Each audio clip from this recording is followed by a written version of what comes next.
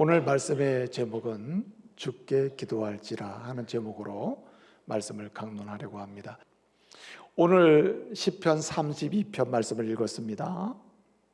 다 읽으면 좋겠습니다만 6절만 읽었죠.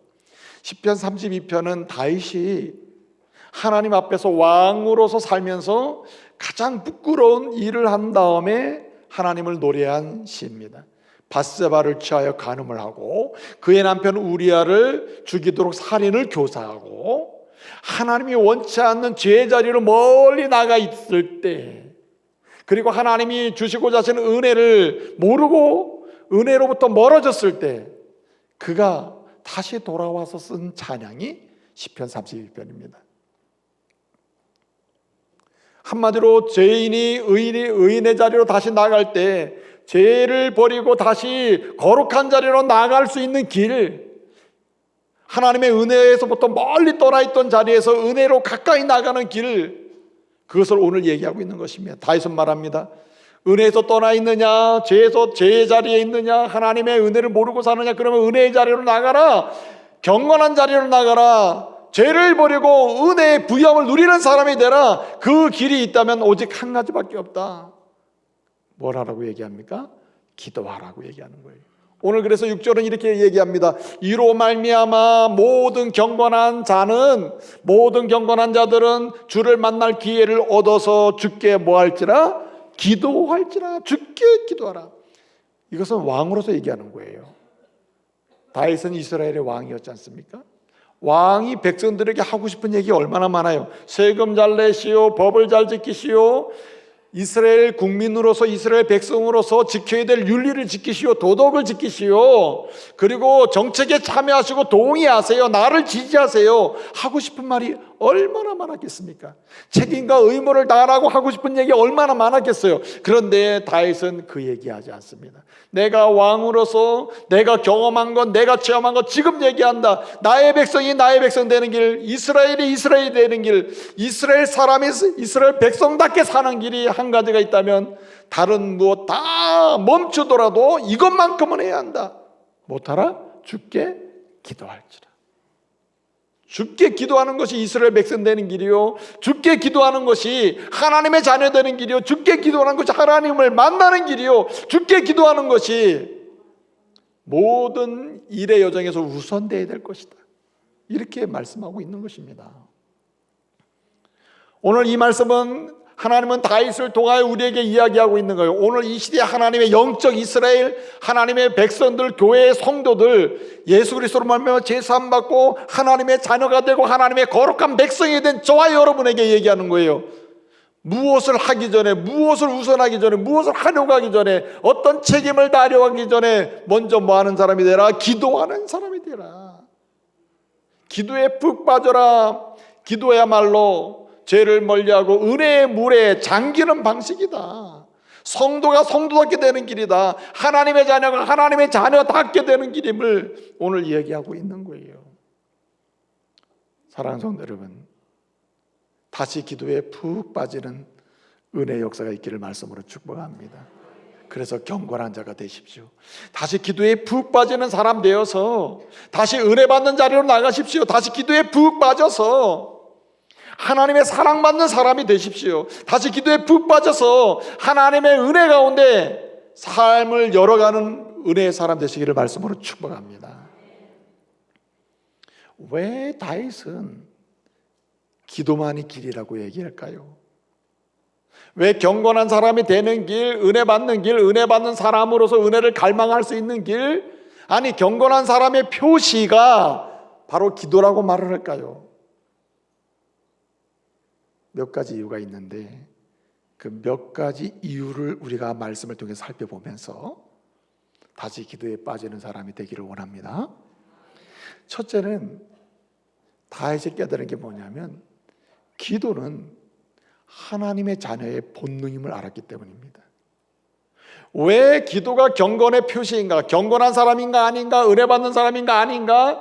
은혜 받기를 갈망하는 사람인가 아닌가를 알 수 있는 표시 중에 가장 강력한 표시가 왜 기도인가? 왜 기도에 푹 빠져야 하는가? 기도는 하나님의 자녀의 영적인 본능이기 때문에 그래요. 사람이 태어나면요, 아기가 태어나잖아요. 본능적으로 뭐 하죠? 어떤 분 그래, 일부 때 제가 물었어요. 일부 예배 때 사람이 태어나면 본능적으로 어떻게 되냐 그랬더니 출생신고 한답니다. 아니, 물론 출생신고하죠. 물론 부모가 하죠. 부모가 본능적으로 근데 아기의 본능이 있다는 거죠. 아기는 태어나면 뭐 하죠? 웁니다. 울어요. 아기가 태어나면 본능적으로 웁니다. 어떤 부모가 만약에 우리 아이는 태어나면서부터 울질 않습니다. 참 착합니다. 죽은 거예요. 죽은 거 아니에요. 아이가 태어나서 운다는 말은 호흡이 시작했다는 말입니다. 공기를 빨아들이면서 공기를 내쉬는 호흡이 본격적으로 시작됐다는 뜻이에요. 생존이 시작됐다는 말이, 생명이 시작됐다는 말이, 생명의 활동이 왕성하게 일어나기 시작했다는 말이거든요. 이게 본능입니다. 호흡은 본능인 거예요. 하나님의 사람으로 그리스도로 말미암아 예수를 믿고 제사함 받고 이제 사망에서 생명으로 옮겨져서 영적 생명을 받아서 거듭나고 중생하고, 그래서 태어난 사람, 하나님의 자녀로 태어난 사람이 본능적으로 하나님을 향하여 뭐 해야 한다? 울어야 하는 거예요. 하나님을 향하여 영적인 호흡이 시작돼야 하는 겁니다. 하나님의 사람은 태어나면 누구를 향하여 호흡을 하냐면 하나님과의 관계에서 호흡을 하게 된 호흡이 바로 기도임을 믿으시기 바랍니다. 영적인 호흡이라, 이건 본능입니다. 여러분, 기도는 하나님의 자녀라면 가지고 있는 본능이라. 본능을 막지 마세요. 본능을. 우리가 세상에 빠져 살면은, 세상에 익숙해 살면, 세상의 간섭과 죄악에 빠져 살면은 이 본능을 억누르게 돼요. 하나님의 사람임에도 불구하고 기도해야 되는데 아이고, 나 요즘에 기도 못해서 큰일 났어. 그러면서 계속 안 합니다. 기도해야 되는데 안 해요. 왜?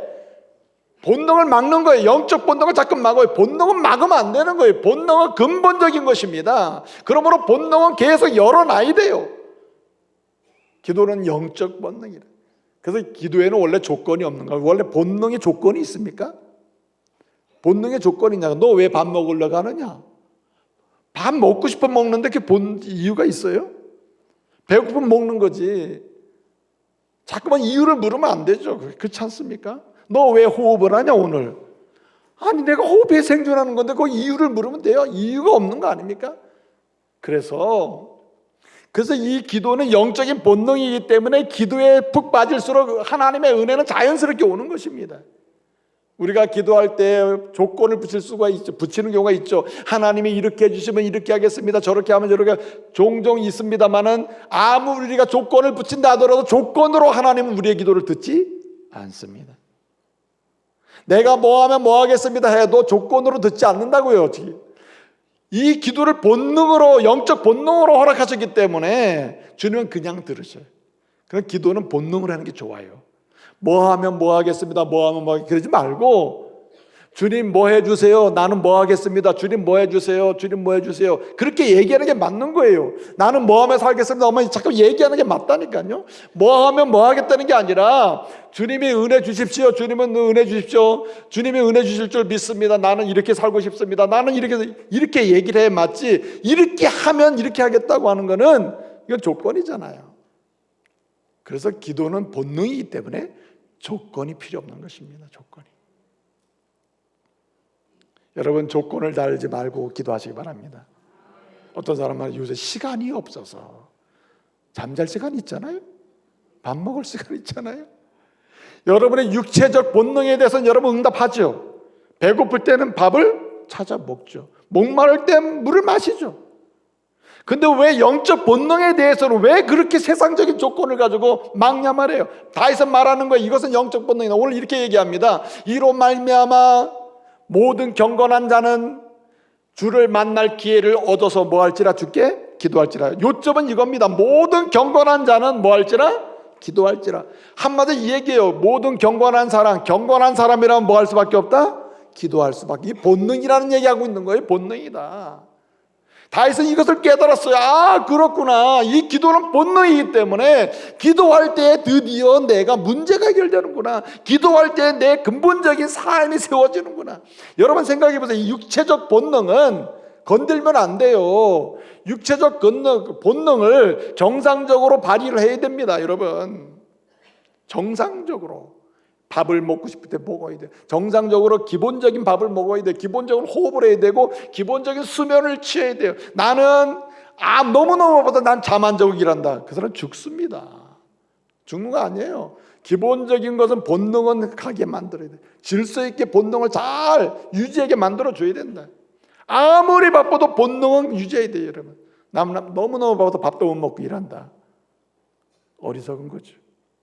내가 너무너무 바빠도 난 기도할 시간이 없다. 너무너무 내가 할 일이 많아서, 봉사할 일이 많아서, 설교할 일이 많아서 내가 기도하지 못하고 있다. 어리석은 목회가 될 겁니다. 갈수록 피폐한 영적 상황에 직면하게 되는 거죠. 그렇기 때문에 우리는 조건을 걸지 말고 여러분 기도해야 할 줄로 믿습니다. 그래서 눈물의 기도가 필요한 겁니다.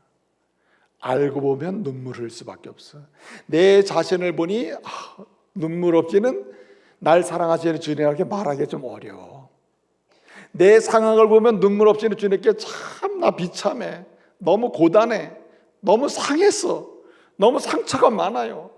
그래서 주님 앞에서 본능적으로 눈물을 흘리지 않을 수가 없어. 내 남편과 내 아내를 위해서 기도하려고 주님 앞에 서보면 참 힘들어. 너무 안 됐어, 남편이. 아내가 너무 안 됐어.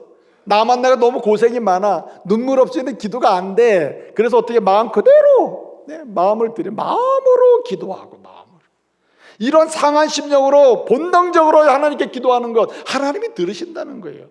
기도는 영적 본능임을 믿으시기 바랍니다. 그래서 우리를 죄와 사망 가운데 있을 때 하나님의 의롭다 칭함을 받도록 인도해 주시고, 그리고 더러운 죄악 가운데 물들어 있을 때, 근본적으로 벗어날 수 없는 죄악 가운데 있을 때 이 죄의 문제를 깨끗하게 씻어주면서 의의 백성이 되게 하신 예수 그리스도, 나를 태어나게 하신 예수 그리스도, 잉태해서 다시 거듭나게 하신 예수 그리스도, 하나님의 자녀 되게 하신 예수 그리스도의 그 이름으로 우리는 계속 뭐하게 간절히 기도해야 되는 겁니다. 그래서 여러분, 영적 본능으로서의 기도는 항상 예수 이름으로 시작되는 거예요. 왜 그렇습니까? 본능적으로 우리가 누구로 인해 태어났어요? 예수로 인해서 거듭나고 예수로 인해 태어났기 때문에, 예수로 인해서 제3복 하나님 자녀가 됐기 때문에 본능적으로 우리 예수 이름으로 기도하게 되어 있다. 또 한 가지는, 왜 우리는 기도야말로 경건의 표시인가? 경건한 자가 되려면 왜 기도의 자리에 푹 빠져야 되는가? 은혜 받는 사람이 되려면 왜 기도에 빠져야 되는가? 은혜 받는 사람이라면 왜 기도의 자리에 있어야 되는가? 왜 기도밖에 없는가? 오늘 말씀 이렇게 얘기합니다. 이로 말미암아 모든 경건한 사람은 주를 만날 기회를 얻어서 주께 기도할지라. 뭘 만나서? 주를 만날 기회를 얻어서 주께 기도하라. 주를 만날 기회를 얻는다. 주를 만날 기회를 얻는다는 거예요. 주를 만날 기회를 얻는다. 여기 주를 만날 기회를 얻는다, 요 말이 강조하고 싶은 게 뭐냐면, 다윗은 기도야말로, 따라합시다. 기도야말로 만남의 통로다. 만남의 통로다. 하나님을 만나는 통로, 은혜를 만나는 통로, 축복을 경험하는 통로, 문제를 해결하는 통로가 기도인 줄로 믿으시기 바랍니다. 기도는 영적 본능인가 동시에 기도는 만남의 통로다. 만남의 통로. 그렇기 때문에 기도하지 않으면 이스라엘은 이스라엘 백성, 하나님의 백성이 될 수가 없다. 기도하지 않으면 하나님 만날 수가 없고, 하나님의 은혜를 만날 수가 없고, 하나님의 거룩하신 역사를 만날 수가 없다는 거예요. 기도는 만남의 통로다.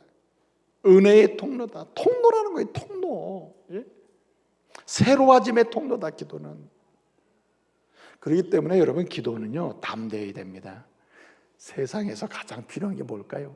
이 세상을 살아가면서 정말 필요한 것이 있다면 담대함이 필요해요. 담대함이 없으면 아무것도 이룰 수가 없잖아요. 담대함이 없는 사람은 항상 구석구석에 원래 사람들 없는데 뭐에 앉아가지고 뭐합니까? 계속 불평만 합니다. 원망만 하는 거예요. 담담이 없는 사람 맨날 구석에서 소곤거린다고. 그러나 담대한 사람은 반드시 할 일을 하고 할 말을 함으로써 목적을 이루는 사람이 되는 거예요. 그런데 여러분, 세상에서도 담대함이 이렇게 필요할지언데, 여러분 정말 담대함이 필요한 영적 영이 어디냐면 기도인 줄로 믿으시기 바랍니다. 기도에는 담대함이 있어야 돼요. 담대함이. 소극적으로 기도해서는 안 돼요. 기도의 자리에는 담대하게 나가야 돼요. 기도할 땐 담대하게 외쳐야 됩니다. 기도할 때는 담대하게 간구를 해야 되는 거예요. 속이지 말고 숨기지도 말고 있는 그대로 담대하게 내 이야기를 다 쏟아내는 그런 성도 되시길 바랍니다. 그럴 때 만남이 일어나는 거예요. 은혜도 만나고 회복도 만나고 주님도 만나고 새로움도 만나게 될 줄로 믿습니다. 담대함의 기도가 필요하다. 사도 바울이 고린도 교회 성도들에게 편지를 쓰거든요. 편지를 쓸 때 결혼에 대해서, 이혼에 대해서, 또 물질에 대해서, 소송에 대해서, 성도들 간의 불화에 대해서 여러 가지 해결 방법, 여러 가지 이야기를 쭉 씁니다. 편지를 써요. 고린도 전서에서. 근데 놀라운 사실 한 가지 얘기해요. 하나님의 사람이 사는 방식은 뭐다? 이 사실, 이 모든 문제를 푸는 방식은 기도다는 걸 얘기하거든요. 근데 그 기도를 어떻게 해야 되느냐를 얘기합니다. 고린도전서 14장 15절을 보게 되면 너희는 뭐로 기도하고? 마음으로 기도하고 했습니다. 마음으로 기도하고. 자, 그런데 이 마음으로 기도한다는 이 마음의 원래 원뜻은 뭐냐면, 따라합시다. 지식으로 기도하고, 지식으로 기도하는 겁니다. 여러분, 그러기 때문에 이 기도가 바로 만남의 통로인데, 이 만남의 통로인 기도의 역사를 경험하는 사람들을 보게 되면 그 만남의 역사, 은혜를 만나고 하나님을 만나고 새로움을 만나고 기도하는 가운데 하나님 주시는 놀라운 것들을 만나는 것을 경험하는 사람들을 보게 되면, 이 만남의 부유함, 기도를 통한 만남의 부유함을 경험하는 사람들을 보게 되면 뭐가 부유하냐면 말씀이 부유해요. 말씀이. 하나님이 누구인지, 교회가 어떤 곳인지, 기도가 어떤 것인지, 나를 구원하신 예수님이 어떤 분인지, 구속의 역사, 십자가의 복음이 무엇인지, 그것을 고상한 지식과 지혜를 알면 알수록 무엇이 나타나요? 기도하는 가운데 만남이 나타난다. 만남이.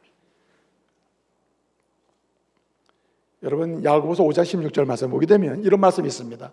의인의 기도는 뭐가 있다고요? 역사하는 힘이 많으니라 되어 있습니다. 의인의 기도는 역사하는 힘이 많다 그랬죠. 의인의 기도. 그 의인의 기도 중에 하나의 뜻이 뭐냐면 지식을 아는 기도예요. 하나님을 아는 기도예요. 말씀을 아는 기도예요. 말씀을 따라 기도하는 것입니다. 그렇기 때문에 기도가 만남의 통로라는 사실을 믿고 그 만남의 통로인 기도를 통하여 하나님을 만나고 은혜를 만나고 새로움을 만나기를 소원하는 사람마다 무엇을 가지고 기도해요? 지식으로 기도한다. 하나님의 말씀을 가지고 기도한다는 겁니다. 이러한 기도의 사람 되시기를 말씀으로 축복합니다. 무식한 기도하면 안 돼요. 사랑하는 성도 여러분, 은혜를 만나기를 원하십니까? 주님을 만나기를 원하십니까?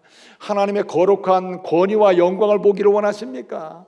관계 속에서 하나님이 주시는 진정한 아름다움을 만나기를 원하십니까? 만남의 역사를 보기를 원한다면 만남의 통로인 기도를 사용하시기를 말씀으로 축복합니다. 기도하는 자가 만나는 거예요. 한 가지 더 말씀드립니다. 왜 다윗은 기도만이 경건한 표지요, 은혜 받는 길이요, 은혜 받은 사람의 표시요, 기도만이 하나님의 사람으로 태어난 자로 자가 가져야 될 유일한 능력이냐? 왜 그러느냐? 오늘 본 말씀 이렇게 얘기합니다. 32편 6절에 하반절 이렇게 얘기합니다.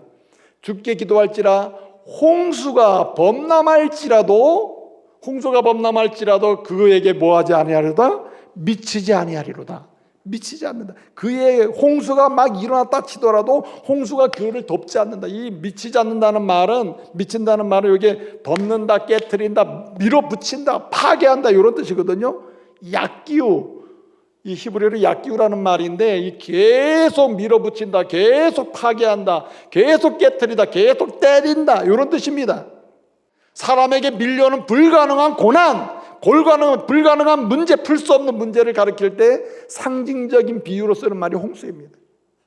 여러분, 그렇기 때문에 왜 다윗은 얘기합니까? 왜 기도밖에 길이 없느냐? 기도는 능력이라, 능력. 불가능한 문제를 푸는 능력, 불가능한 삶을 해결하는 능력, 불가능한 인생을 열어가게 하는 능력, 그것이 기도임을 믿으시기 바랍니다.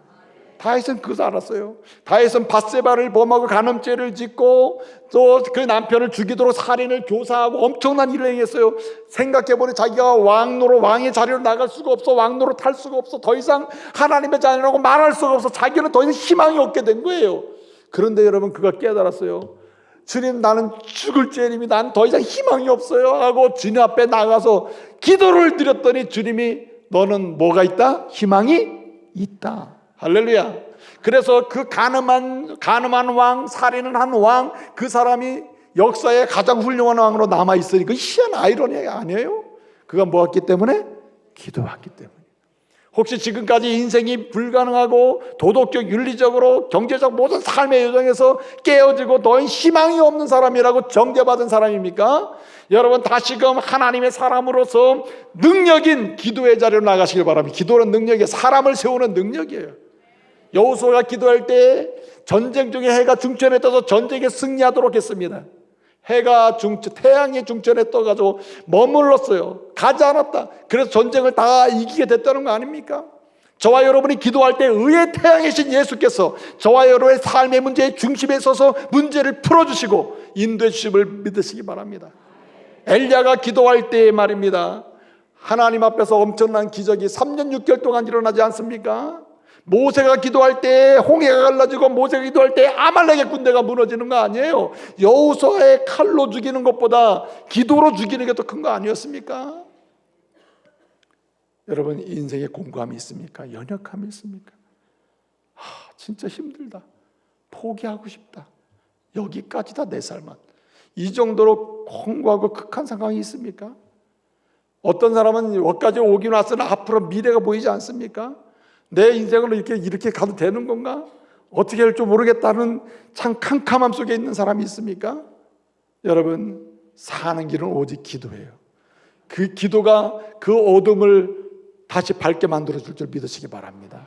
여기까지로 했던 내 인생의 끝장이 다시 열려서 새로운 길로 시작됨을 기도의 능력으로 맛보시길 바랍니다. 기도는 영적인 본능이에요. 우리는 하나님의 사람입니다. 그러고 본능을 사용해야 돼요. 기도는 만남의 통로입니다. 은혜를 만나고 하나님을 만나고 영광을 만나고 새로운 희망을 만날 수 있는 길은 기도예요. 기도는 능력입니다. 삶을 변화시키는 능력이에요.